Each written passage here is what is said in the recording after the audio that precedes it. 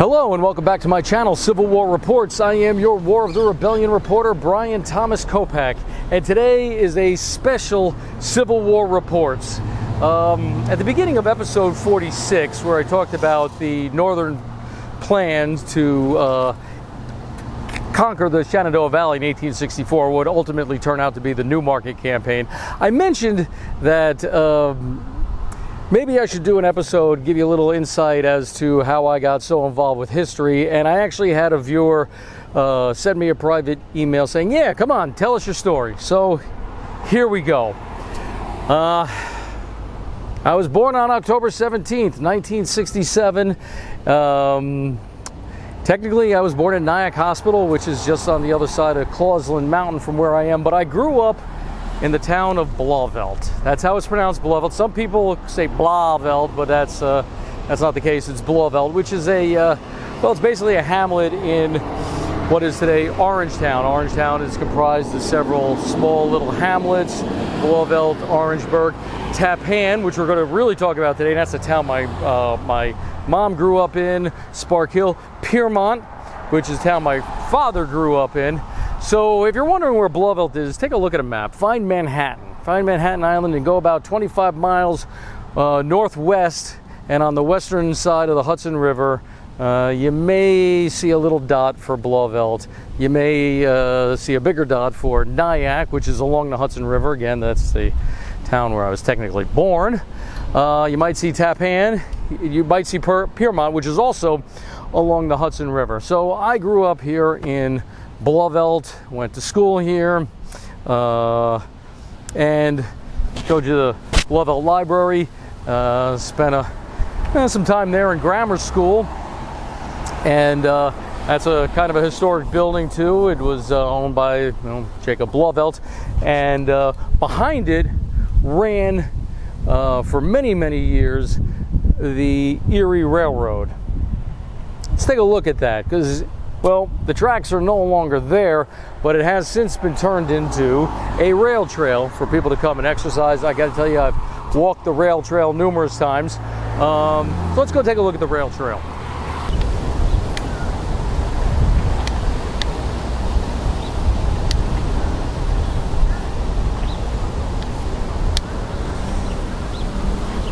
Here's a sketch of President Millard Fillmore and Secretary of State Dan Webster were among the dignitaries who boarded the train on its maiden voyage.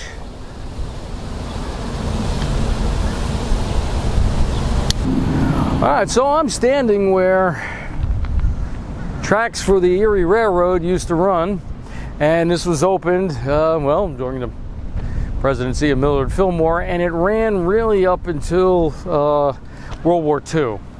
And there were tracks still here when I was a kid, and I think it was about 5th grade when they finally tore the tracks up, and it would be probably 20 years would go by before they actually turned this into a rail trail. As I mentioned, I used to use this here for exercise, and a lot of the local residents do. It seems like across the country, a lot of the old railroad tracks that have been torn up have been turned into rail trails for us folks to enjoy. But it wasn't the old library or the Erie Railroad that got me into history. No, what got me into history was the fact that I was a little kid as our country approached its bicentennial on July 4th, 1976. And there's one story in particular that really sent me over the edge and made me a real history buff. And we're going to talk about that in a few moments. And it takes place not here in Blauvelt, but in the town that my mom grew up in, Tappan, New York. So what got me so interested in history as a young child? Well, it really comes down to the story of Benedict Arnold and his treason, and the unfortunate British officer who was caught up, who was basically the go-between between Arnold and Sir Guy Clinton. And I got to tell you, I got here, this is, how many people can say this, that they've saved a Christmas present, who can say at age 56 that they saved a Christmas present from 1976, from when they were 9 years old. This was one of the things I wanted for Christmas really badly that year. Three-corner hat.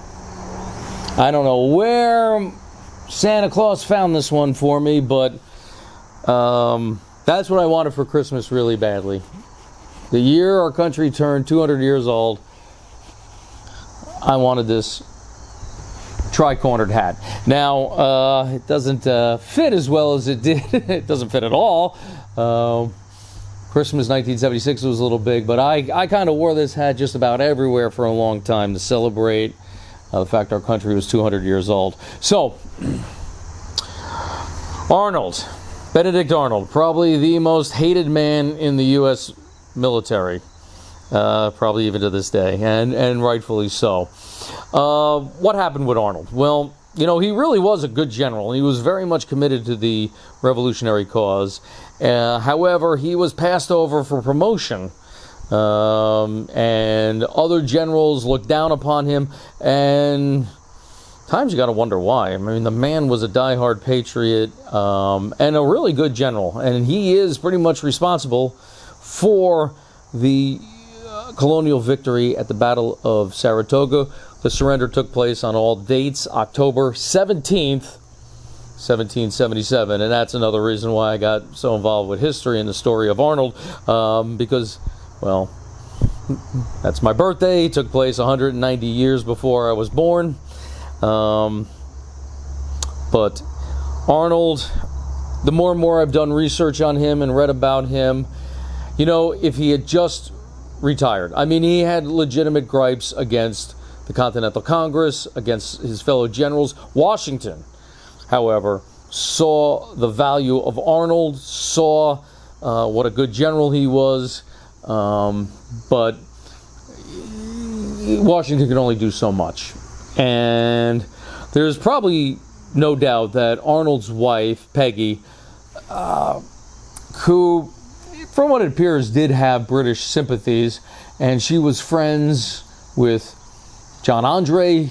She's probably the one who began correspondence for Arnold to commit his treason, and it probably dates back to probably very early 1780 that Arnold decided he wanted to jump ship. And he did ask Washington to be put in command of West Point. West Point probably would be named Fort Arnold today if Arnold didn't do what he did, but Arnold asked to be put in charge of the fort.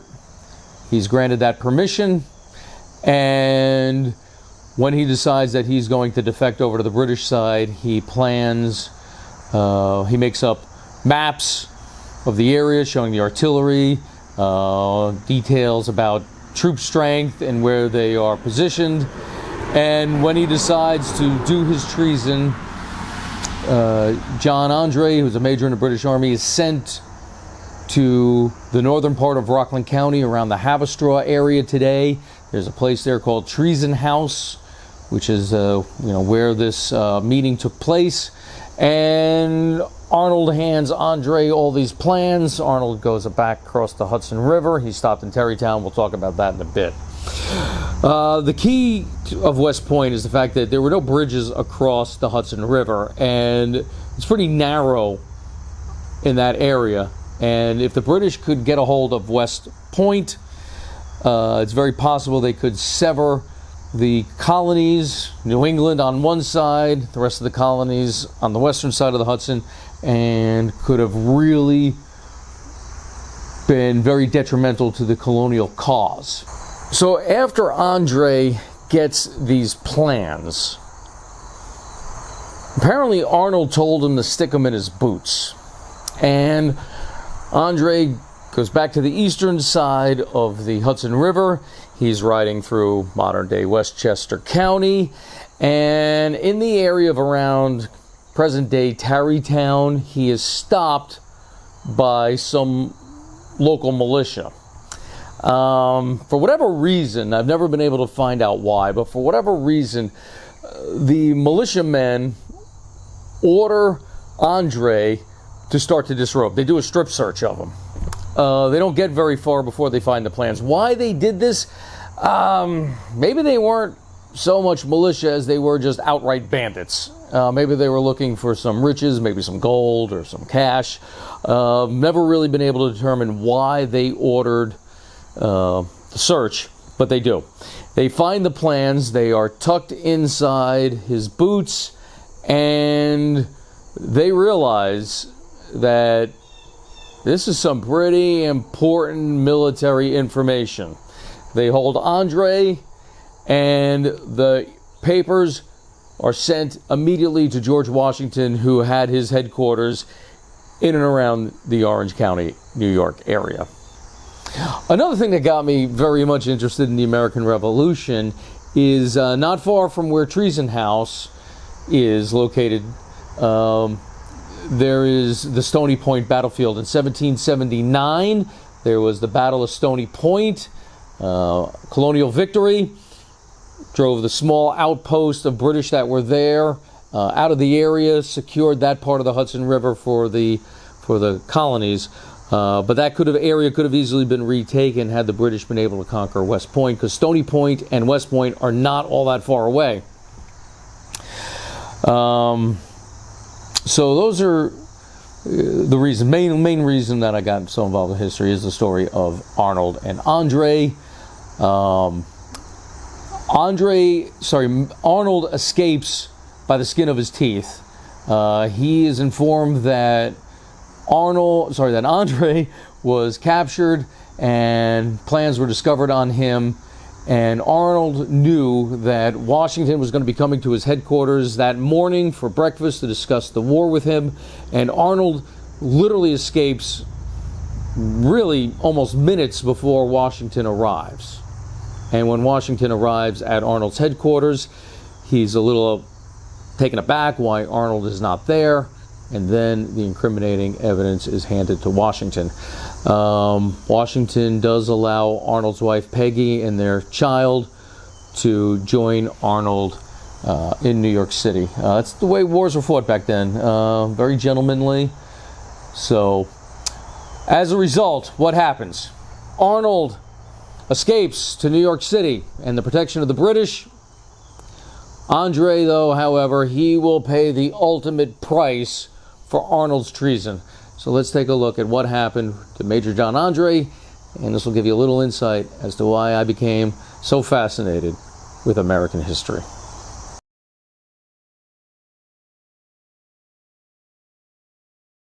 What's written on this monument here really does sum it up.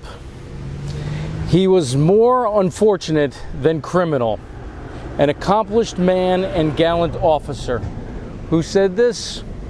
None other than George Washington. Just to give you an idea of where we are, we're in Tappan, New York. It's also the town my mom grew up in.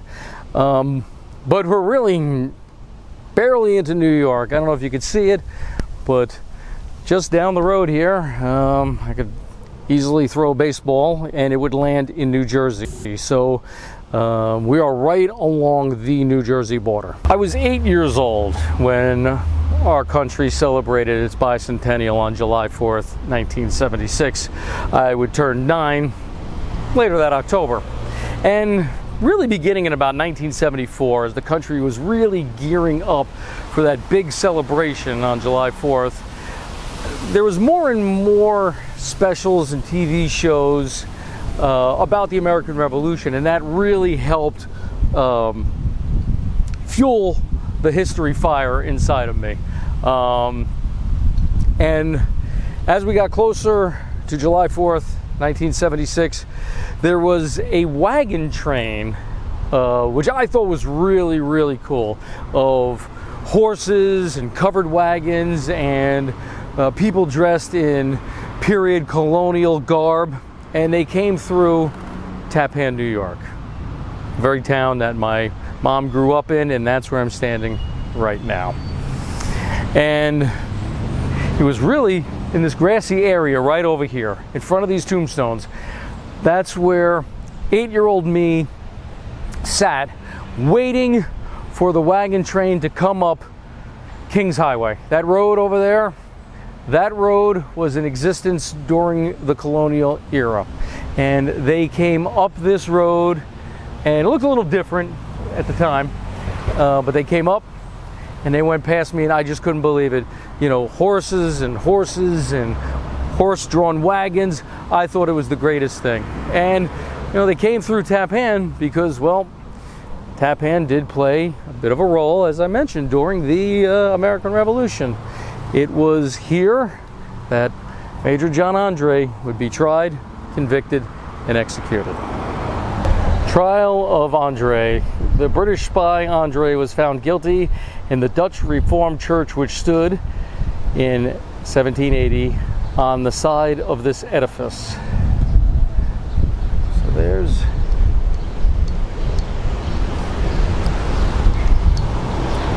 and it is only a stone's throw from the 76 house. Andre was held at the 76 house, but his trial would take place where this building now stands. This is the Tappan Reformed Church. At the time of his trial, there was a different church that stood here, and it was at that original church where the trial took place. It was there that he was found guilty and was read his sentence, which would be the sentence of death. The famous 76 house, where Major John Andre, British spy, plotter with Arnold to deliver West Point, was confined before his execution.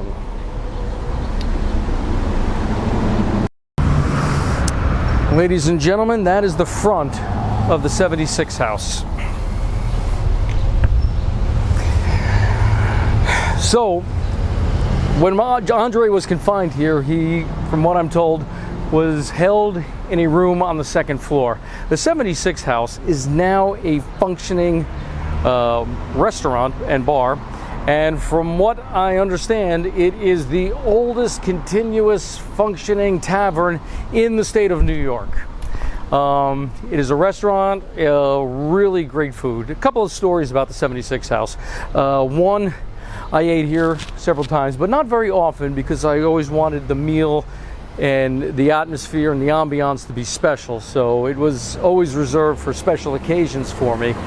Two, the inside was used in the Julia Roberts film Stepmom.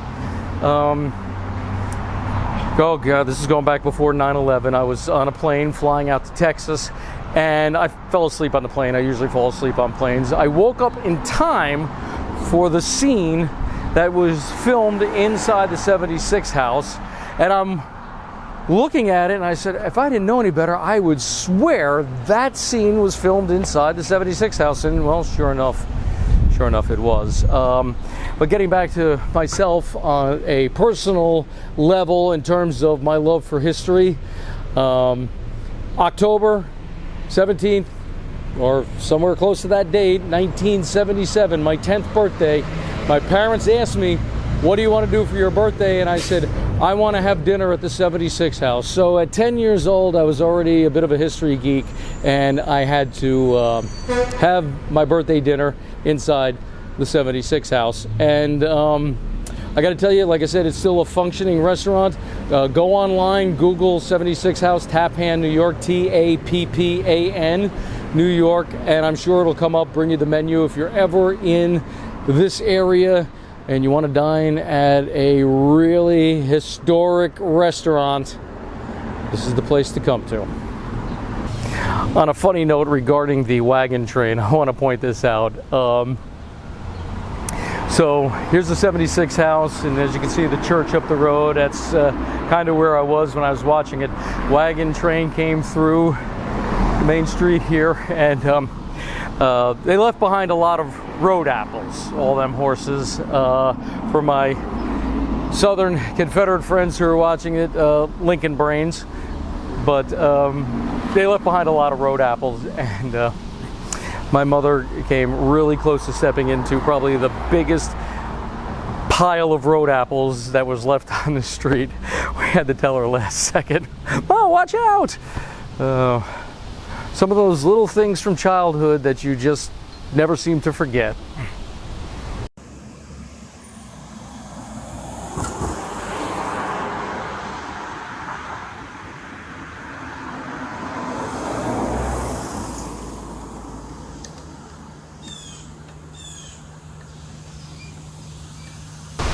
During the Andre trial, George Washington set up his headquarters here at the DeWint House, also located in Tappan, New York, just really a stone's throw from the 76 house.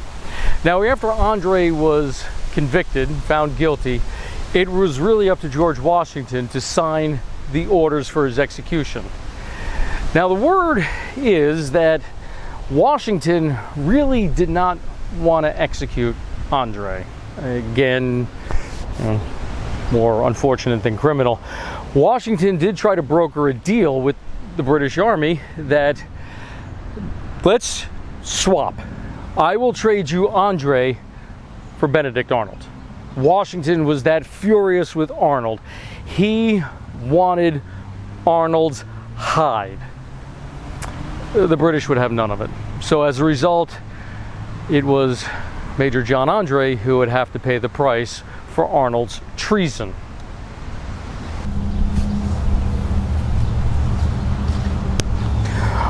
Also located here at the DeWint House, this white building behind me is called the Carriage House. It now operates as a functioning museum.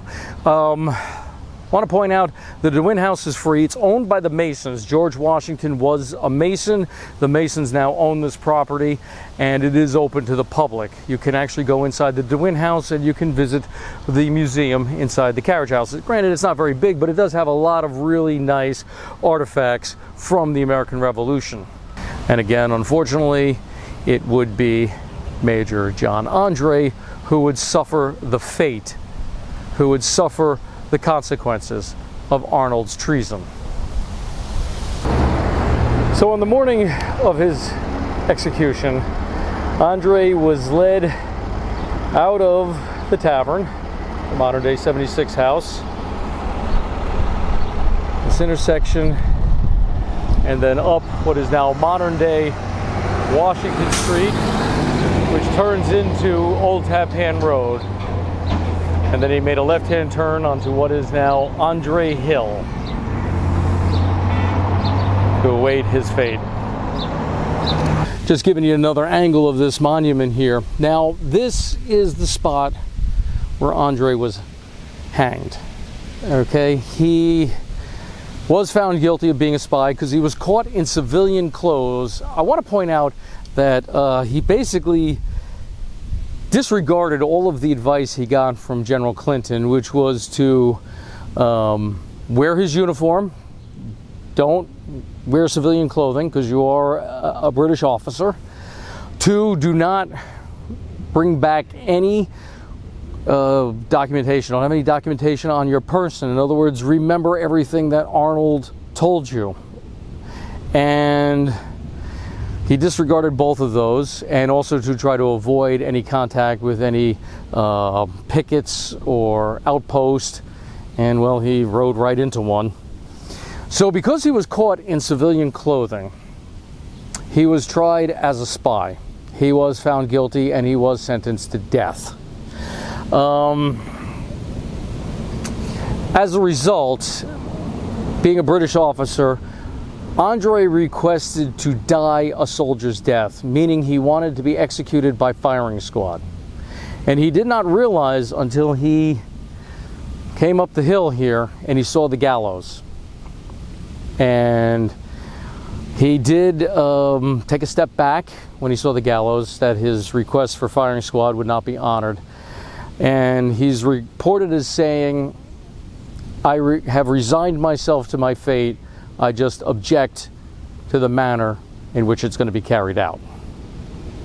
History is filled with ironies, and the great irony here with the execution of John Andre as a spy is that he was originally buried at this location, but years later, after the war was over, he was dug up and he was sent back to England, where it is my understanding that he was then buried with full military honors.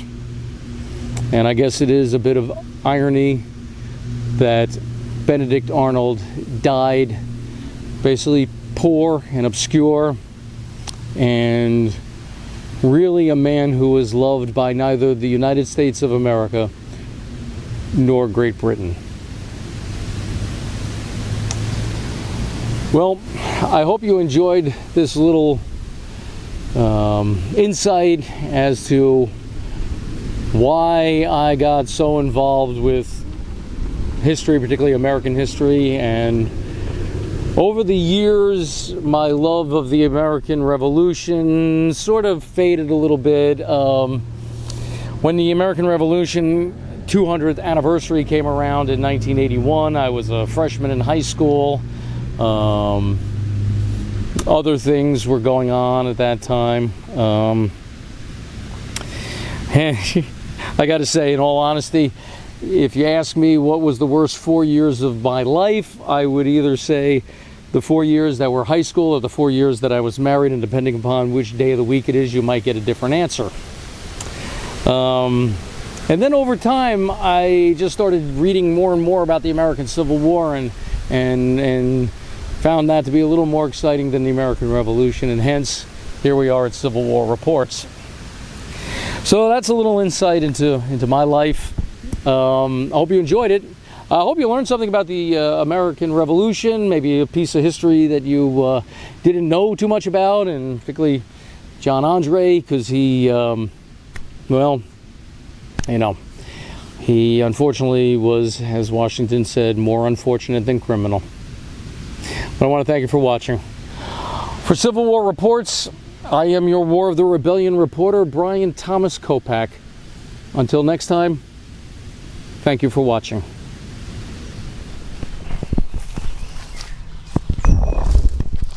And if you like what you saw today, please hit the subscribe button. Give a thumbs up. Also, notify your friends. Let them know about this channel and ask them to subscribe as well. If you like, you may leave a question or a comment below, and perhaps I will answer your question in a future episode of Civil War Reports. Until next time, please keep the history alive.